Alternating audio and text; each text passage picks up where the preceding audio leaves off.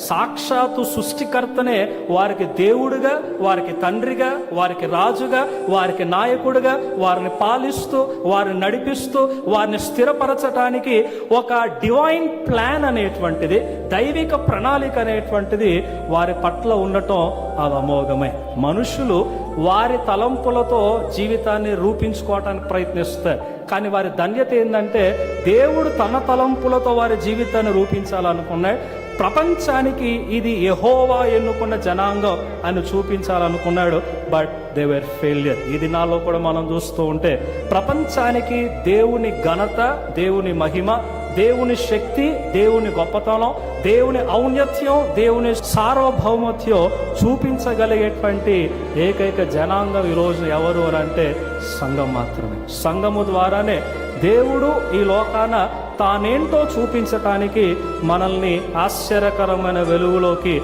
తన గుణాతిశయమును ప్రచురపరచుటకు ఏర్పాటు చేసుకున్నట్లుగా మనం చూస్తాం. కానీ చాలాసార్లు మన అజ్ఞానముతో మనం దేవుని వాగ్దానాలను కోల్పోతూ ఉంటాం. మన అజ్ఞానముతో దేవుని కార్యాలను ఆపేస్తూ ఉంటాం. మన అజ్ఞానాలతో చాలా మార్లు దేవుణ్ణి అవమానపరుస్తూ